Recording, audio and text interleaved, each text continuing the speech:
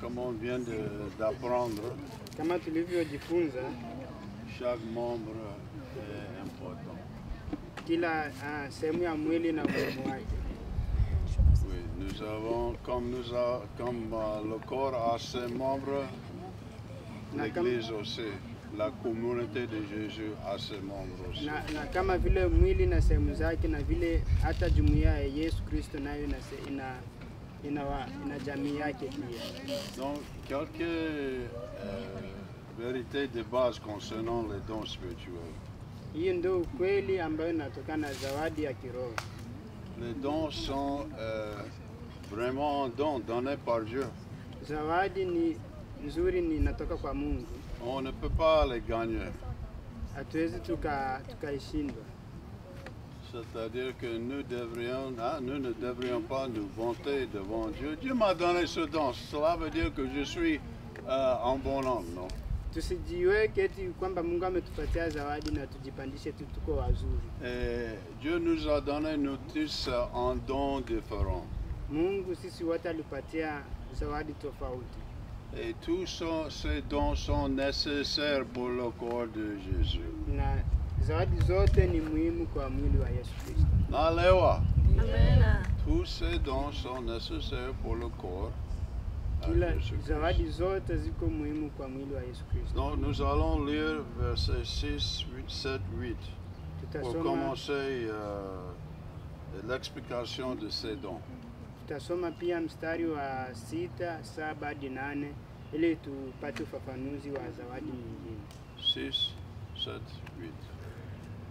Tusome katika jina la Yesu. Basi kwa kuwa tuna karama zilizo mbalimbali kwa kadiri ya neema muliopewa, ikiwa unabii, tutoe unabii kwa kadiri ya imani. Verse 6. Ikiwa huduma, tuwemo katika huduma yetu, mwenye kufundisha katika kufundisha kwake. Verse 8. Mwenye kuonya katika kuonya kwake, mwenye kukirimu kwa moyo mweupe, mwenye kusimamia kwa bidii, mwenye kurehemu kwa furaha. Amen. Amen. Donc, verset 6 nous dit que Dieu nous a donné des dons différents. Mstari wa 6 natuambia Mungu alitupatia zawadi tofauti. Et le premier don c'est la prophétie. Na zawadi ya kwanza nasema ni unabii. Bon, il y a des gens qui se sont battus concernant ce don-ci. Kuna watu ambao walipigania kupata zawadi. Et les gens disent que ce don-ci n'est pas tout à fait clair. Na hii zawadi watu wengi wanasema eti haieleweki. Mais avant que les gens aient écrit la Bible, na wale watu ambao waliandika Biblia, Dieu a utilisé les prophètes Mungu aliwatumia manabii pour enseigner la parole de Dieu. ili wafundishe neno la Mungu. La Bible maintenant, on l'a terminé, on l'a fini. Biblia sasa hivi imekamilika. Donc Dieu maintenant utilise la Bible pour nous enseigner. Sasa Biblia, Mungu anatumia Biblia ili kutufundisha. Et nous pouvons voir cette vérité-ci dans le livre des Hébreux. Tunaweza kuona ukweli huu kwenye pia kitabu cha Waebrania. Chapitre 1, verset 1 à 2. Sura ya kwanza mstari wa kwanza na wa pili. J'aimerais qu'on lise ce verset-ci pour expliquer. Nataka tafadhali tusome hiyo Waebrania sura ya kwanza mstari wa kwanza. Sura ya kwanza mstari wa kwanza. Waebrania sura ya kwanza mstari wa kwanza unasema, Mungu ambaye alisema zamani na baba zetu katika manabii kwa sehemu nyingi na kwa njia nyingi, sura ya Ya pili. kwanza Ne. mstari wa kwanza. na pili pia, mstari wa Wa pili. pili, wa pili unasema mwisho wa siku hizi amesema na sisi katika mwana aliyemweka kuwa mrithi wa yote, Amena. tena kwa yeye aliufanya ulimwengu. Amena. Ok, asante. Qu'est-ce que la Bible nous enseigne? Hapa Biblia inatuambiaje? Dans le passé, Siku zilizopita Dieu a enseigné à travers les prophètes. Mungu alifundisha kupitia manabii, Mais ces jours-ci, lakini siku hizi Dieu nous enseigne à travers Jésus-Christ. siku hizi Mungu anatufundisha kupitia Yesu Kristo. Et avant que les gens aient écrit la Bible, Na kabla watu hawajaandika Biblia, Dieu a utilisé aussi les prophètes pour prophétiser concernant le Mwokozi, le na Sauveur. Mungu alitumia tena manabii watoe unabii kwa ajili ya Yesu.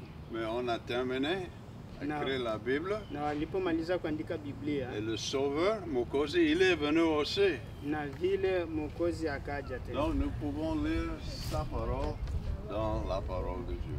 na hivyo tunaweza kusoma neno lake kupitia Biblia. Donc la question se pose, Kwa hiyo swali ya kujiuliza ni après la mort et résurrection de Jésus, est-ce qu'il y en a encore des prophètes dans la Bible?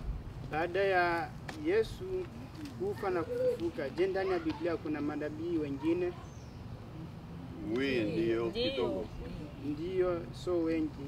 Et ce que j'ai fait, je l'ai recherché pour vous présenter Na, ce qui se trouve dans le livre des Actes. na alifanya utafiti na aliwapata kwenye kitabu cha Matendo. Donc on a 1, 2, 3, 4 fois Kuna dans le livre des Actes là où la Bible mentionne, parle na des prophètes. kwenye kitabu cha Matendo kuna aina tatu ambazo Biblia inaonyesha wale manabii. So, premier verset, c'est Acte 11. Matendo wa kwanza, hiyo sura ya kwanza, Verset 27, 28. sura ya mstari wa 10 na Mwana verseti, kwanza, 27 à 28. 27 hadi 28. Matendo sura ya kwanza. Sura ya Sura ngapi? ya 12. Ya 11. Mstari wa ngapi? 27, Acte 27 11, hadi 28. 27, 28. Matendo sura ya 11. 27. 27, Matendo sura ya 11 mstari wa 27 mpaka 28. Tusome katika jina la Yesu. Siku zizo hizo manabii walitelemuka kutoka Yerusalemu hata Antiokia. 28. Na tulipokusanyika akasimama mmoja wao jina lake Agabo, akaonyesha kwa uwezo wa Roho Mtakatifu kwamba njaa kubwa itakuja karibu katika dunia nzima, nayo ikatokea katika siku za Claudia. Amen. Amen. Donc voilà, après la mort, résurrection de Jésus, c'est la première fois que un prophète Baada est ya kifo mentionné. cha kwanza, ufufuko wa Yesu, nabii wa kwanza akaonekana kwenye hii sura hapa. Et jina lake ni Agabus. Na jina lake aliitwa Agabu. Ok, qu'est-ce qu'il a dit? Alisema nini huyo nabii? Il y a une grande famine Utatokea njaa kubwa, dans le monde entier. utatokea njaa kubwa Okay. ulimwengu mzima. Deuxième fois, c'est chapitre 13. Na mara ya pili ni kwenye sura ya 13 Verset 1 à 2. mstari wa kwanza na wa pili.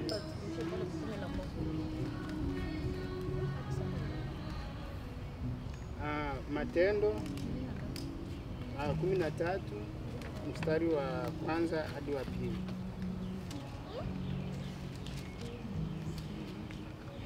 Matendo 13 mstari wa Kwanza hadi wa pili. unasema, na huko Antiokia katika kanisa lililokuwako palikuwa na manabii na walimu, nao ni Barnaba na Simeoni aitwaye Niger, na Lukio Mkirene, na Manaeni aliyekuwa ndugu wa kunyonya wa mfalme Herode, na Sauli. Basi hawa walipokuwa wakimfanyia Bwana ibada na kufunga, Roho Mtakatifu akasema, nitengeeni Barnaba na Sauli kwa kazi ile niliyowaitia. Amen. Donc c'était dans l'église à Antioche. Ilikuwa kwenye kanisa la kule Antiokia. C'était avant le premier voyage missionnaire de Paulo. Na hii ilikuwa kabla ya ile safari ya kwanza ya Et il y avait des prophètes dans l'église à ce temps-là. na ndani ya kanisa kulikuwa manabii.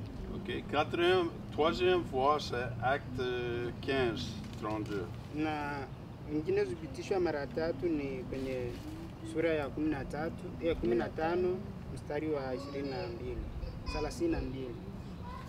15, 32. Acte. Matendo hiyo. Matendo 15 ile 32. Tusome katika jina la Yesu. Tena Yuda na Sila, kwa kuwa wao wenyewe ni manabii, wakawahusia ndugu kwa maneno mengi, wakawathibitisha. Amen. Amen. Amen. Donc, dans ce verset-ci, la Bible nous dit que Jude et Silas étaient eux-mêmes prophètes. Hata hivyo Yuda na Sila walikuwa manabii pia. Et quatrième fois, dernière fois, c'est Acte 21. Na udhibitisho wa mwisho ni kwenye sura ya 21. Verset 10, 21. 11, kwenye mstari wa 10. 21. Tusome katika jina la Yesu. 21 10 jusqu'à 11. Basi tulipokuwa tukikaa huko siku nyingi, nabii mmoja jina lake Agabo akashuka kutoka Uyahudi. 11. Alipotufikia akautwaa mshipi wa Paulo, akajifunga miguu na mikono, akasema, Roho Mtakatifu asema hivi, vivyo ndivyo Wayahudi wa Yerusalemu watakavyomfunga mtu mwenye mshipi huu, nao watamtia katika mikono ya watu wa mataifa. Amen. Amen. Donc seulement 4 fois dans Matendo, le livre des Actes. Kwenye kitabu cha Matendo kuna shuhuda 4 za manabii. Le Saint-Esprit, Roho Mtakatifu à travers les prophètes, kupitia manabii a parlé d'une famine, waliongea kupitia njaa, choisi Barnabas et Saul pour le premier voyage missionnaire. na pia kukachaguliwa Barnaba na Saulo kwenda kwenye misionari wa kwanza, Encourager les chrétiens na vile kuwapatia Wakristo moyo, et a dit aussi que Paul sera donné aux non-juifs. na vile iliongelewa kwamba Paulo atatolewa kwenye ambao sio Wayahudi. Bon, quelle est la conclusion? Na hapa utimisho ni nini? Je vous ai dit que les gens se battent concernant ce don prophétique.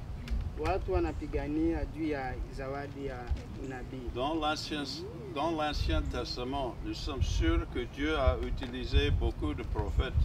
Kwenye kitabu cha Agano la Kale tuna uhakika kwamba Mungu alitumia manabii wengi. Après la mort, la résurrection de Jésus, Dieu a utilisé quelque peu prophètes. Baada ya kifo cha Yesu na ufufuko, Mungu alitumia manabii wachache. Donc, la grande question est ceci. Na swali kubwa ni hii. Est-ce qu'il y a des prophètes aujourd'hui? Je, leo hii kuna manabii? Et je vais vous donner 3 versets et puis on va terminer. Pia nitawapatia mistari mitatu ambayo inaonyesha Parce kwamba qu'on aimerait que la parole de Dieu, neno la Mungu, nous enseigne. tunapendelea tuendelee kufundishwa na neno la C'est Mungu. pourquoi nous voyons aujourd'hui beaucoup de versets différents. Na ndio maana siku hizi tunaona maandiko ambayo ni tofauti, maandiko mengi ambayo ni tofauti. Donc la question, est-ce qu'il y a des prophètes aujourd'hui? Je, swali, je, leo kuna manabii? Première réponse, Ndiyo wako. 1 Corinthiens 12, 28. Kwenye jibu kuko wa Korinto wa kwanza sura ya kwanza mstari wa 12. We're going to finish with 3 verses and then Tutamalizia kwenye hizi sura hii mistari mitatu na tumalize.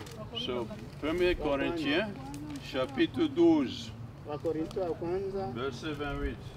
sura ya 12 mstari wa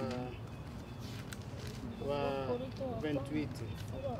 Na Wakorinto wa kwanza sura 12 mstari wa 28 unasema, na Mungu ameweka wengine katika kanisa, wa kwanza mitume, wa pili manabii, na watatu walimu, kisha miujiza, kisha karama za kuponya wagonjwa na wasaidiano na maongozi na aina za lugha. Je, wote ni mitume? Ni 28. Wote ni manabii? Manabii, n'est-ce pas? Ok. Donc, je vous ai dit à 2 groupes de versets. Romains 12 et puis 1 Corinthiens 12. Niliwaambia kuna aina mbili za mistari, kuna wa Korinto na pia kuna na Matendo. Dans les 2 groupes majeurs, les prophètes sont mentionnés. Na kwenye hizi kundi mbili kuna manabii wanaonyeshwa. Ok. Ephésiens 4. Waefeso Waefeso sura ya 4. 4. Verset 11 à 12. 4:11 naye alitoa wengine kuwa mitume, na wengine kuwa manabii, na wengine kuwa wainjilisti, na wengine kuwa wachungaji na walimu. 12, shuka hadi 12. 12 inasema, kwa kusudi la kuwakamilisha watakatifu, hata kazi ya huduma itendeke, hata mwili wa Kristo ujengwe. Amen. Qu'est-ce que la parole de Dieu nous enseigne? Hapa neno la Mungu natuambia nini? Natufundisha nini? C'est Jésus lui-même qui a élu apôtre, prophète, évangéliste, pasteur, professeur. Ni Yesu peke yake ndiye alichagua manabii na pia wale walimu na wainjilisti. Évangéliste, professeur, enseignant. Na walimu, wainjilisti na manabii. Walimu. Donc, dernier verset. Nani ya mwisho? Kitabu cha Une vérité selon la prophétie qui est très important. ukweli ambao uko ukweli zaidi juu ya manabii. La prophétie doit venir directement de Dieu et pas des hommes. Ukweli wa manabii kwamba utatoka kwa Mungu na sio kwa binadamu.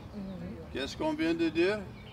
La Anatoka kusema prophétie nini? doit venir directement de Dieu et pas des hommes. Ni kwamba unabii utatoka kwa Mungu na sio kwa binadamu. 2 Pierre chapitre 1, Petro wa pili sura ya kwanza. verset 21. Et on va terminer avec ce verset. Na hiki ndio kitakuwa kitabu cha mwisho. Petro wa pili. Petro wa pili. 2 Pierre chapitre 1, verset 21. Petro wa pili sura ya kwanza. Chapitre 1, 11. C'est 1 verset 11 21. 11. Petro wa kwanza, Petro wa pili mstari wa kwanza sura ya 11 Pardon, c'est Petro 1 Sura, ya kwanza. ya kwanza. Petro wa pili verset Petro 21. wa pili sura ya kwanza mstari wa 20. Tusome katika jina la Yesu. Maana unabii haukuletwa popote kwa mapenzi ya wanadamu, bali wanadamu walinena yaliyotoka kwa Mungu wakiongozwa na Roho Mtakatifu. Amen. Amen. Qu'est-ce que la Bible, Dieu nous enseigne? Biblia ya Mungu inatufundisha nini? D'où vient l'origine de la prophétie? Unabii unatoka wapi? Mungu pekee. C'est ça. L'origine de toutes les prophéties vient seulement de Dieu. Chimbuko ya unabii inatoka ni kwa Mungu peke yake. Et ça, c'est une mesure avec laquelle nous pouvons savoir s'il y a des faux prophètes ou bien des vrais prophètes. Na hapo ndio tunachukua uzani wa kujua kwamba kuna manabii wa ukweli na manabii wa uongo. Si c'est vrai, c'est un vrai prophète. Kama ni kweli ni manabii wa ukweli. Si c'est faux, c'est un faux prophète. Kama ni wa uongo ni manabii wa uongo. D'accord, Mungu asifiwe. Amen. La prochaine fois, nous allons voir le don de servitude. Les deux de Servitude. servitude. Pour servir. Wiki ijayo hasa wakati ujao tutapata zawadi ya tabia ya manabii hasa ya unabii. Mungu asifiwe. Amen. C'est clair?